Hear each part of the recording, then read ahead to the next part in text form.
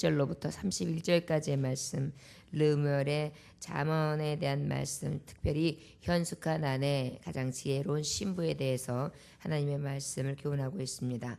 27절로부터 마지막 절까지 함께 보시겠습니다. 함께 합독하시겠습니다. 시작.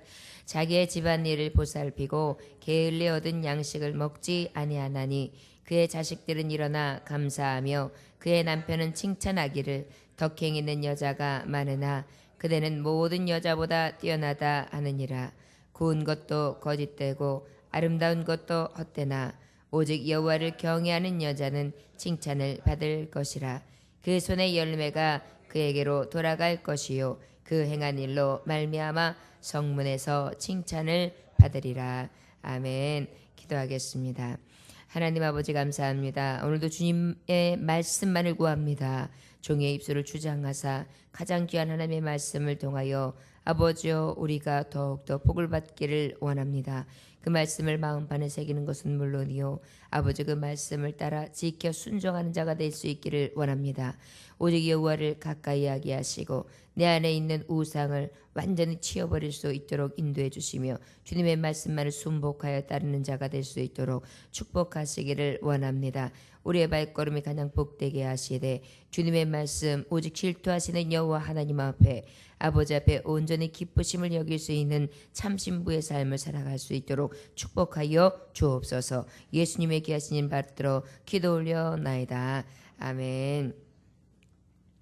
27절의 말씀에 보니까 자기의 집안일을 보살피고 게을리 얻은 양식을 먹지 아니하나니 이렇게 말씀하고 있습니다.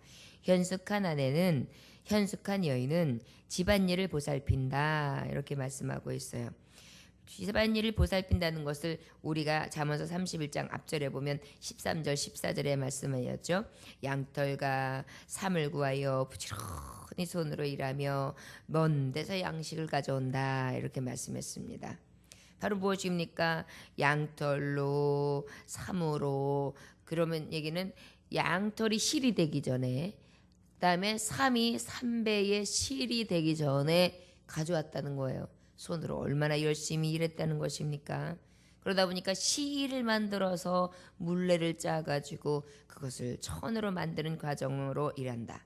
그 다음에 쉽게 식자재를 구하는 것이 아니라 말하자면 저 멀리 정말 경동시장 또 수산시장 큰 시장을 찾으면서 일부러 싼 데를 구해가지고 발품을 팔아서 시장을 보는 여인. 그러다 보니까 한마디로 굉장히 부지런한 여인이죠.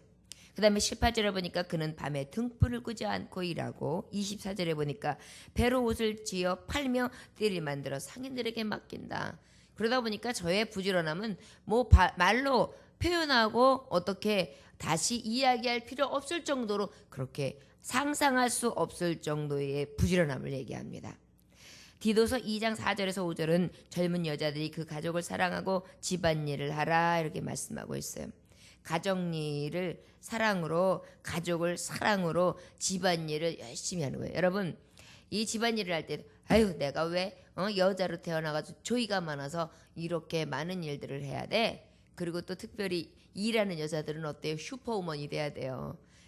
열심히 그냥 치워놓고 어떻게 해서 그냥 대충 자녀들이랑 식구들 먹을 거 이렇게 해놓고서는 부지런히 나가서 일을 하고 그러고 난 다음에 딱 들어와보면 어때요? 누구 하나 내 일 거들어준 거 없이 양말은 또르르 말려가지고 여기저기 던져져 있죠. 아이들은 들어오면서 신발서부터 해가지고 책가방서부터 쭉 자기의 지나간 흔적을 만들어 놓듯이 그렇게 정말 어지러놨지요. 그 다음에 또 한 사람도 밥 먹을 것을 때를 해놓지도 않고 뭐 라면이라도 먼저 끓여놓은 게 아니라 엄마가 늦으면 늦는 대로 그저 이렇게 하고 놀러 꺼먹꺼먹 하면서 기다리고 있잖아요. 그러면 야 나는 밖에서나 안에서나 똑같이 일해야 되는구나. 어쩔 때는 늘 감사함으로 하다가도 갑자기 확 나잖아요. 치밀어요. 그러면서 또 확 해가지고 얼른 먹이고 먹고 난 다음에 아이들이 즐거워하고 남편이 즐거워하는 거 보면 또 이제 그때도 또 다시 마음이 이렇게 돌아앉을 때가 있습니다. 사실 여자의 일이라는 것은 하면은 표 안 나고 안 하면은 표가 나요. 그러다 보니까 안 한 티는 나는데 한 티가 안 나니까 거기서 거긴 거 같죠. 근데 안 하면 확실하게 티 나는 게 여자의 일 아닙니까?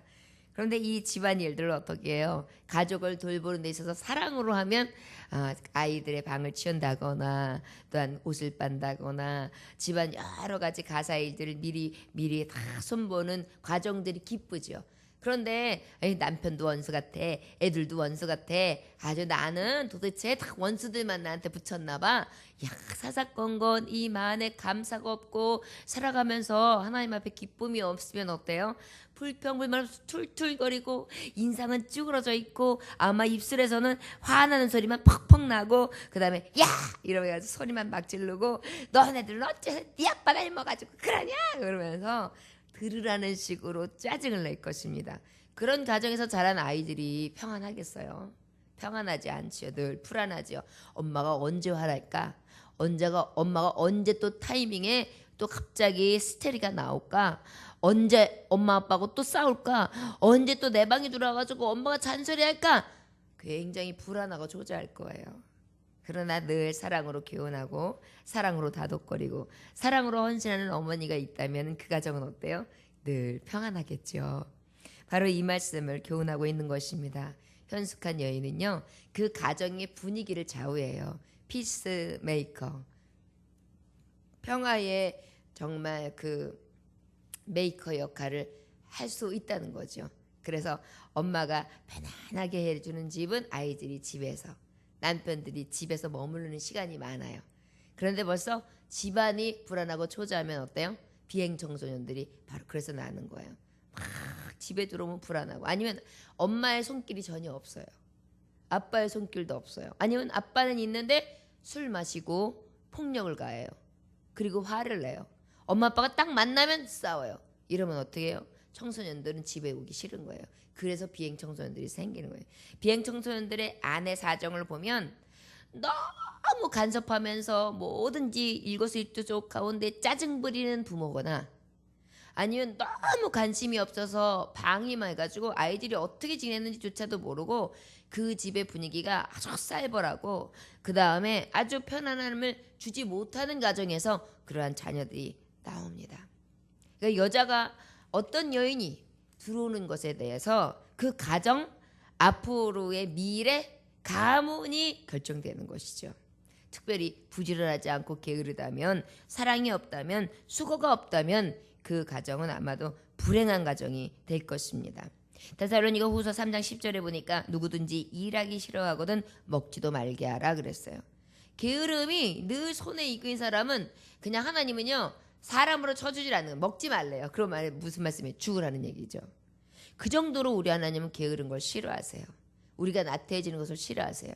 자꾸 손으로 수고하고 또 섬기고 종이 되어서 부지런히 사랑하고 애쓰고 그 다음에 힘써 행하는 자를 우리 하나님은 기뻐하신다는 것입니다. 그러한 자녀에게는 또 어떠한 은혜가 있습니까? 그 자식들은 일어나 또한 살해하고, 여기 보니까 양식을 먹지 아니하나니 그의 자식들은 일어나 감사하며 그의 남편은 칭찬한다 그랬어요. 그래서 자식들은요, 그 엄마의 사랑을 아는 거예요. 그래서 아이들이 나 실제 괴로움 다 잊으시고 기르실제 밤낮으로 애쓰는 마음, 진자리 마른 자리 가라앉으시며 손발이 다 닳도록 고생하시네. 그래서 뭐 고마워라, 그 다음에 우리 엄마의 그 사랑을 노래하지 않습니까? 그런데 아이들이 어느 정도 철이 들면 어때요? 눈물이 고여요.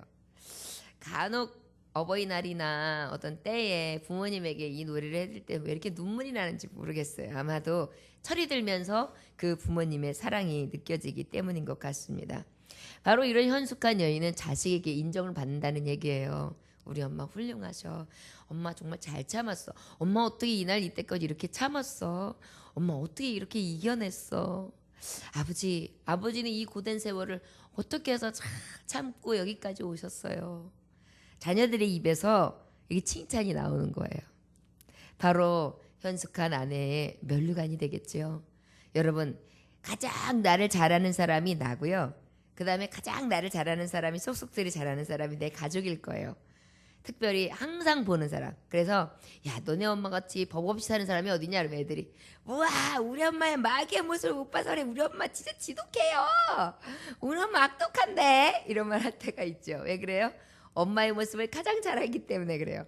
그래서 간혹 그 뭐 이슬만 먹고 사는 것 같은 연예인들 보면은 엄마가 소리도 안 지를 것 같고 굉장히 잘해주시 그러면 우리 엄마의 소리 진짜 막 질러요. 그래서 보면 막 아들 키우는 엄마들은 막 야 똑바로 안 해 치워 그러면서 자기 목소리가 커졌다고 이런 얘기들을 많이 하는데 정말 현숙한 아내는 소리를 질러서 교훈하는 것이 아니라 칭찬과 격려와 인내와 수고와 가장 바른 하나님의 말씀으로 교훈하고 책망하고 바르게 하고 가장 유익한 말씀으로 교훈하는 줄 믿습니다. 바로 이러한 자는 자녀들에게 칭찬을 받고 인정을 받으며 그의 확실한 인격이 높임을 받을 것이다. 여러분 결국은 하나님은 우리 성도들에게 교훈하고 계신 것입니다. 르무엘의 잠언에 어머니의 자녀에게 주시는 현숙한 아내에 대한 교훈을 주셨다면 우리에게도 이 성도들에게도 똑같은 말씀을 주시는 것이죠. 베드로전서 3장 1절에서 2절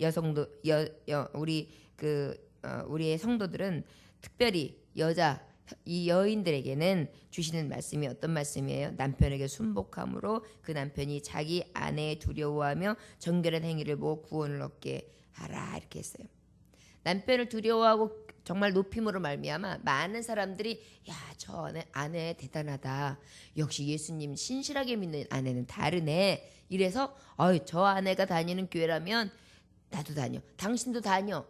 저 집사님, 저 교회 다니는 집사님 보니까 남편한테 너무 잘하고 애들한테 너무 잘해. 아마 교회에서 배우는 게 그런 건가 봐. 당신도 좀 가봐. 이렇게 얘기할 수 있게. 그리고 저기 장로님이 가는 교회라면 그 인격을 가지고 섬기는 교회라면 나도 좀 가봐야 되겠네. 이러한 마음이 들게 하라는 것입니다. 유대인들에게 있어서는 모계사회라고 해서 어머니의 그 신앙의 줄기를 따라 교훈된다고 합니다. 그런데 이게 유대인의 어머님이 이제 결혼을 앞두고 이제 시집가기 딱 앞두고 있는 딸에게 편지를 쓴 내용입니다. 사랑하는 딸아, 내 남편을 왕처럼 섬기면 너는 여왕이 될 것이다. 딸아, 남편을 돈이나 벌어오는 그러한 하인 취급을 하면 너는 하녀가 될 것이다. 내가 지나친 자존심으로 고집하고 남편을 정말 이기려고 든다면 그는 폭력으로 너를 다스릴 것이다. 친구나 가족이 혹 너의 가정에 방문하면 밝은 표정으로 정성껏 대접하고 남편이 너를 대접하라. 대접하면 남편이 너를 소중한 보석처럼 여길 것이다. 항상 가정에 마음을 두고 남편을 공경하며 내 머리에 영광의 간이 씌어줄 것이다. 항상 가정에 마음을 두고 남편을 존경하면 내 머리에 영광의 간이 씌어질 것이다. 딸아, 가면 너는 여왕이 되기를 바라고 너는 보석이 되기를 바라고 면류관을 받는 아름다운 여인이 되기를 바란다. 저 여러분, 이 유대인의 어머니, 기도하는 어머니, 늘 율법책이 떠나지 아니하는 어머니의 교훈입니다. 저 여러분, 성도들은 늘 섬기는 도를 다해야 되죠. 내 가족을 섬기지 아니하고 내 자녀를 섬기지 아니하고 내 부모님을 섬기지 아니하고 어찌 보이지 아니하는 하나님을 섬긴다 할 수 있겠습니까? 우리 마음속에 언젠가서부터 아주 이기적인 마음이 새어 들어오고 있어요. 그래야 요즘 젊은 여인들이나 아주 그 세대들이 악해지고 있습니다. 그래서 자기 가정 집중적인, 물론 한 남자와 한 여자가 만나면 그 부모를 떠나라는 말씀이 있어요. 그래서 한 가정을 세우라. 그것이 성경적인 것입니다. 여기서 떠난다는 것은 가정의 독립을 이야기하는 것이지 부모를 공경하지 말라고 한다거나 업신여기지라는 말씀이 아니거든요. 공경하는 것은 밑바탕에 깔려 있는 것이고 가정을 위해서 이제는 정말 독립된 가정으로 온전한 가정을 이뤄라, 가문을 이뤄라, 이런 하나님의 깊은 뜻이 숨겨져 있는 말씀이거든요. 그런데 굉장히 이계적이라서 부모님이 찾아오는 것도 탐탁치 않고 또한 오셔서 뭐라고 한마디 교훈해 주는 것도 탐탁치 않고 다 탐탁치 않은 그런 악한 며느리들이 있어요. 저와 여러분들 정말 진정한 현숙한 여인이라면 어른들의 이야기를요, 물론 잔소리일 수도 있고 어쩔 때는 악담하실 때도 많이 있어요. 또 기분에 따라 교훈할 때도 참 많이 있습니다. 마음을 상하게 하죠. 그러나 그 중에서 정말 내가 받을 것을 받고 나면요, 그게 다 내게 남는 보화가 되더라고요. 왜? 먼저 세월을 살아오면서 그 먼저 산 세월 속에 많은 실패가 있었고 그 안에 성공이 뭔지를 알기 때문에 사랑하는 자녀에게 가장 유익한 것을 교육한 거거든요. 그러나 말의 표현에 있어서 좀 거칠 수가 있고 강할 수가 있고 또 노여움을 사게 하는 것뿐이지 가만히 들여다보면 내게 필요한 말씀을 주시는 거예요. 저희 어머님이 이렇게 아침에 뭔 일을 하면 우리 어머니는 새벽제단을 늘 싸시던 분이에요. 새벽제단을 딱 싸시고 놓으면 하루 종일 바닥바닥 일하세요. 그래서 이제 어떤 행사가 있거나 집안일을 하게 되면 우리 어머님의 마음에는 너희들이 새벽 예배를 쌓아도 새벽 예배 딱 끝나면 와가지고 탁 팔딱팔딱 일해야 되고 그 다음에 그렇지 않다 하더라도 6시 5시 반이면 와서 할 일을 착착 해야지 말이지. 한나절 돼가지고 한 8시쯤 가잖아요. 마음에 안 맞는 거예요.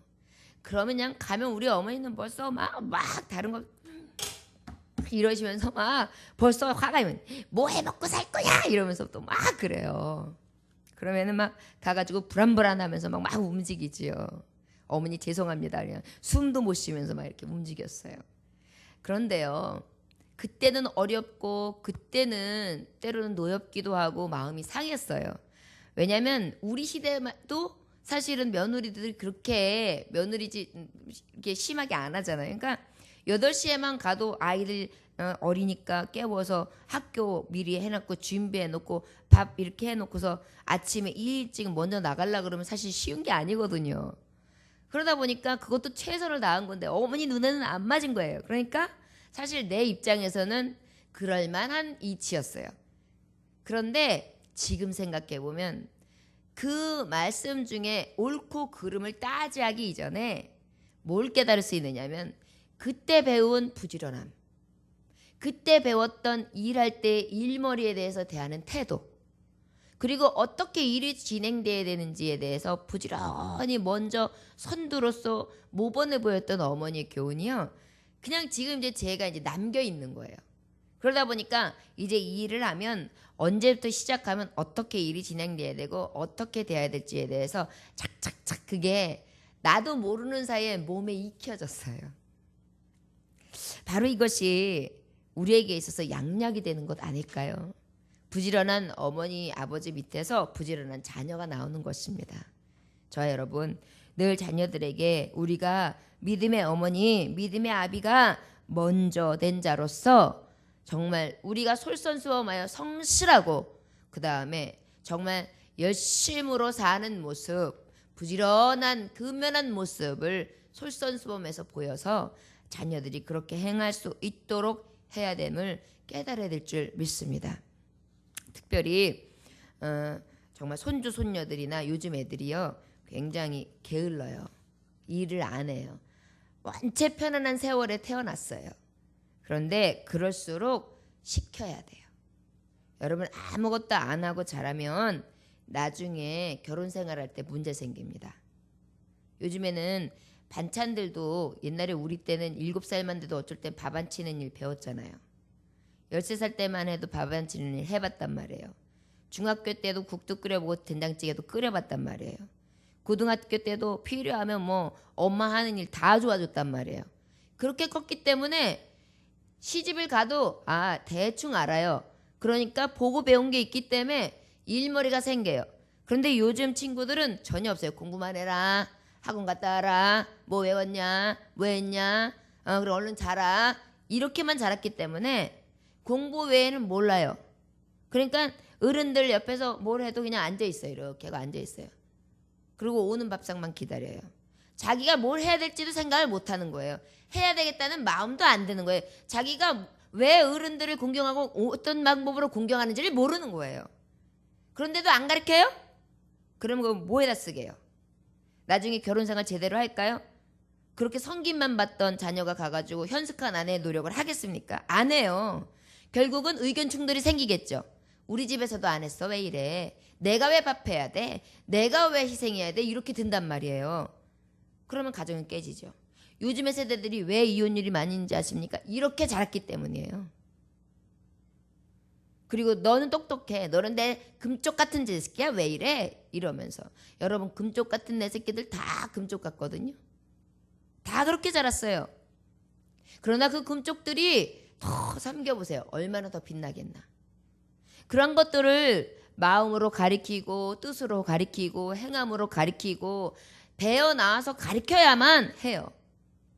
제 딸은 제가 항상 시댁에서 하는 것을 봤기 때문에 이렇게 딱 오면 다른 어떤 아이들은 앉아있을지 몰라도 벌떡 일어나가지고 상 보는 것부터 다 해가지고 반찬 갖다 놓는 것부터 다 도와줘요. 심지어 설거지까지 다 하려고 그래요. 근데 아직까지는 작은 엄마들 큰 엄마들이 많으니까 너는 시집가면 매일 할 테니까 그렇게까지는 안 해도 된다 이러는데 보면 시간이 나면 집에 있는 설거지도 다 해놓고 그 다음에 요즘에는 또 빨래도 뭐 세탁기가 아니까 세탁기에 돌려놓고 그 다음에 때로는 개켜놓고 진공청소기 다 돌려놓고 엄마가 때로는 시장을 못 보면 시장까지 봐주고 이런 것들을 해요. 여러분 이거 아주 기본적인 거거든요. 가르치세요. 시키세요. 여러분 그거 안 하면 앞으로 크리스찬 가정도 무너집니다. 섬기는 게 뭔데요? 내가 움직여야 되는 거예요. 저 사람 하기 싫은 거 나도 하기 싫은 거 맞아요. 내가 하기 싫은 거 저 사람 하기 싫어요. 그런데 누가 하느냐고요? 크리스찬이 하는 거예요. 예수 섬기는 종이 하는 거예요. 그걸 가르치지도 않고 이기적으로 너는 내가 어떻게 키웠는데 넌 가만히 있어. 네 남편이 하게 둬. 아주 잘 가르치고 있어요. 맞벌이 하는데 됐어. 네 남편은 하게 둬. 너는 좀 쉬어. 자꾸만 이렇게 가르치는데 이거 복된 거 아니에요. 싸움 부추기는 거예요. 이기적이야. 너 이기적으로 살아. 너만 위해서 살아. 결국 뭐예요? 나만 위해서 살려니까 누군가하고 같이 하려고 그러면 상충되는 거예요. 사회생활도 못해요. 들어가면 직장에서 바로 나와요. 이유는 뭔지 알아요? 상사가 치사스럽다는 거예요. 동료들이 마음이 안 맞는다는 거예요. 자기 뜻을 몰라준다는 거예요. 자기한테 타치기를 많이 한다는 거예요. 왜 이렇게 나한테 무리하게 구는 게 아니죠. 배워야 되잖아요. 서로 부딪히면서 알아가야 되잖아요. 그게 사회생활이잖아요. 그게 싫은 거예요. 이기적으로 살았기 때문에. 왜? 학원 끝나고 난 다음에 자기 간식이나 먹고 그 학원 친구들이랑 간혹 얘기하고 그 다음에 게임이나 막 뭐 대화나 합니까? 게임하자. 게임하다가 잘 가. 인격적으로 어떤 교류가 없지 하다가 사회생활을 하면 사람들하고 대화해야 되고 이해시켜야 되고 그러니까 그게 안 맞는 거예요. 다 성격 부진화를 만들어버리는 거예요. 여러분. 이것을 우리 이 시대의 크리스찬 이제 느껴야 돼요. 인간을 만들어야 되는데 인간을 만드는 게 아니라 인간 기계를 만들고 있어요. 지금. 여기다 외우고 여기다가 암기하고 조금 1등하고 그래가지고 나중에 사회생활은 어떻게 만들려고요. 그런 사람들이 자살하는 거예요. 왜? 내 뜻대로 다 됐거든요. 근데 사회생활이 호락호락해요? 공부만 한다고 돼요? 공부를 해서 다 1등해요? 아니잖아요. 노력한다고 돼요? 사회생활이라는 것은 노력해서만 다 되는 게 아니에요. 다 맞아야 되거든요. 그러다 보니까 그게 마음대로 안 돼요. 여의치 않아요. 그러니까 거기에서 오는 좌절감 때문에 죽지요. 거기다 동반자살까지 해요. 또 자녀들하고 우리 가족 다 죽자. 여러분 이렇게 루저들 완전하게 죄에 빠져서 허덕이게끔 하고 저 사망에 이르기까지 하는 것 우리의 책임이에요. 사실은 크리스찬이 이렇게 많아졌는데 왜 크리스찬이 빛과 소금의 역할을 감당하지 못하느냐.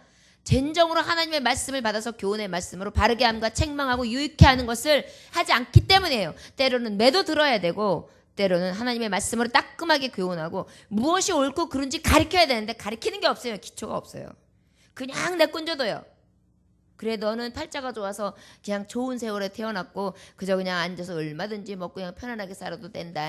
나 때는 고생했어도 너는 고생하지 마라. 여러분 이게 그 자녀에게 유익할 것 같죠? 아니에요. 나중에 그거 다 게으름이 그에게 망하는 징조가 되는 거예요. 정신적으로 나태해 있는 거 그거 일으켜 세워야 돼요, 여러분. 그냥 내건져 두면 죽으라는 얘기예요. 너는 그렇게 살다 죽어라. 그건 진정으로 사랑하는 부모의 모습이 아닙니다. 그리고 고운 것도 거짓되고 아름다운 것도 헛되나 오직 여호와를 경외하는 여자는 칭찬을 받을 것이라. 여러분 덕행 있는 여자가 많으나 그대는 모든 여자보다 뛰어나다 이렇게 칭찬한다. 그런데 남편도 이렇게 칭찬한다 그랬어요. 그런데 이런 칭찬받는 것이 실제 어떤 것이냐? 고운 것으로 아니다. 그거 거짓된 것이다. 처음엔 외모를 볼지 몰라도 외모가 다가 아니다. 그의 진정한 이 내면의 강함, 지혜롭고 정말 아름다운 그러한 삶의 모양이 있을 때 진정으로 아름다운 것이다. 외모적인 것은 헛되고 거짓된 것이다. 오직 여호와를 경외하는 여자는 칭찬을 받을 것이라. 여러분 여호와를 경외하면서도 칭찬의 모습이 없는 여인은 가짜 성도입니다. 그런 것을 보면서 예수님 믿는 사람이 뭐 다 그런지 아나? 얼마나 엉터리인데. 가짜 성도라는 얘기예요. 잊어버리지 마십시오. 그걸 보고 비난할 필요도 없고 그걸 보고 교회는 못 써. 성도들 별로 아니야. 이렇게 판단할 필요가 없어요. 여러분 가짜인데요? 가짜가 가짜 짓 하죠. 진짜만 진짜 역할이 나타나는 거예요. 결국은 그래서 알곡과 가라지는 같이 있는 거예요.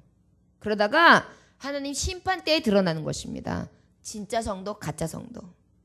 여호와를 경외하면 진정으로 부모님 앞에서나 가정을 이끌어가는 자녀 앞에서나 현숙한 아내인 것이 나타나게 돼 있어요. 드러나게 돼 있어요. 여러분 빛이죠. 빛이 어둠이 될 수 있습니까? 금덩어리는 금덩어리죠. 금덩어리가 은덩어리 될 수 있습니까? 없잖아요. 가지고 있는 성질은 그대로 나타날 수밖에 없습니다. 진짜 성도는 진짜 하나님을 경외하는 자는 경외하는 도를 걷는 자거든요. 그러다 보니까 그 여인을 만나면 가장 복된 거죠.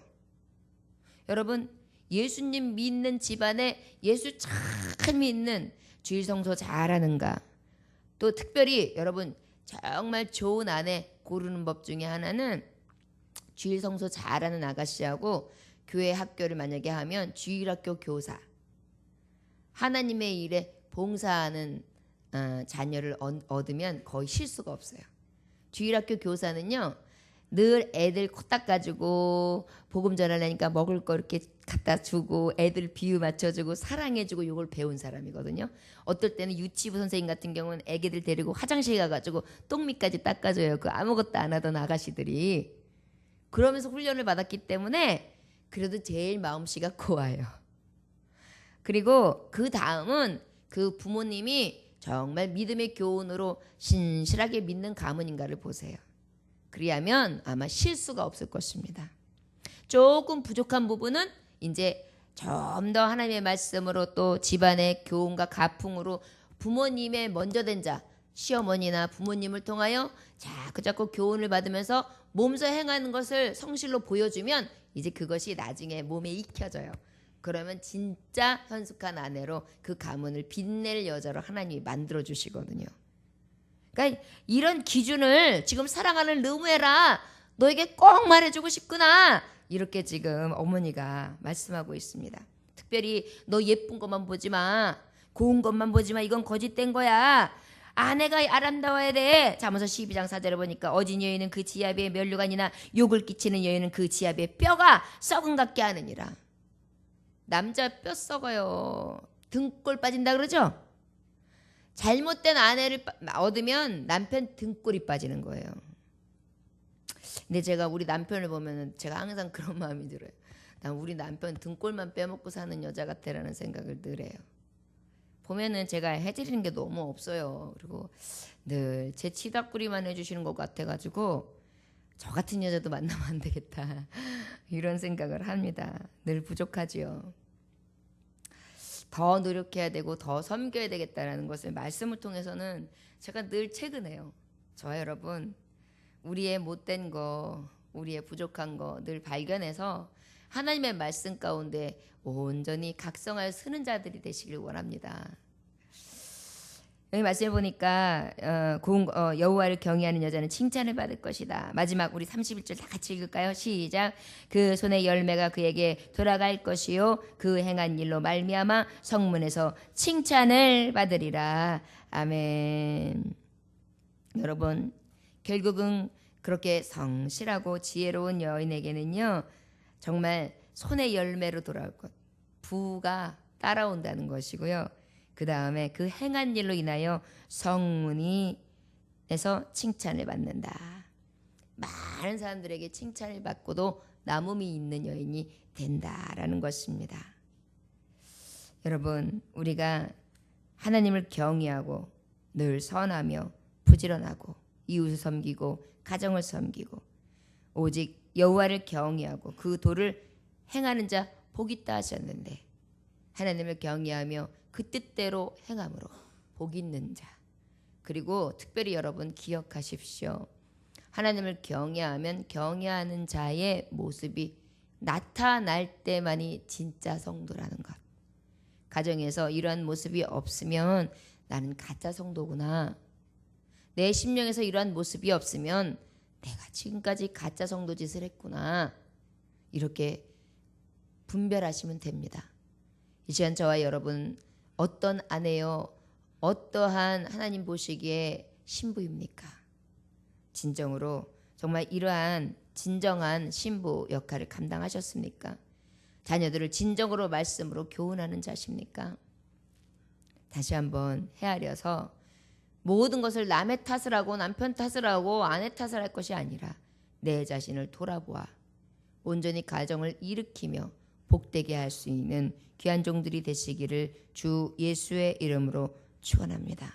기도하겠습니다. 하나님 아버지, 우리가 오직 고운 것도 헛되다 하셨고 그 모든 것이 거짓된 것이라고 했습니다. 원하기는 주님, 여호와를 경외하는 것만이 진정한 것이고 그 여호와를 경외함으로 경외하는 도를 나타내는 그러한 자가 칭찬을 받을 자라고 말씀하고 있습니다. 주여, 주님 앞에 부지런히 길쌈을 하며 부지런히 성실로 맡겨진 일에 충성을 다하고 또한 아버지 가정을 돌보며 자녀들에게 교훈할 때 주님의 말씀의 교훈으로 가장 사랑하며 섬기는 마음으로 그 도를 다하기를 원합니다. 나의 혈기나 나의 욕심이나 나의 정욕으로 구하는 것이 아니라 오직 하나님의 의를 구함으로 한 발 한 발 내딜 수 있는 가장 지혜로운 하나님의 종들이 되기를 원합니다. 이 잠언의 말씀을 통하여 지금까지 교훈하신 하나님, 오직 하나님의 뜻을 따라 주님의 마음처럼 주님의 정말 원하시는 삶을 온전히 내어드릴 수 있도록 바르게 하여 주옵소서. 귀한 말씀을 주셨사오매 이 말씀을 마음판에 아로새겨 주의 뜻대로 살아가는 귀한 하나님의 자녀들 되기를 원합니다. 감사드리며 살아서 역사하시고 지금도 우리에게 교훈하시며 가장 복된 길로 인도하시는 예수님의 이름으로 기도 올려나이다. 아멘. 주님 가르쳐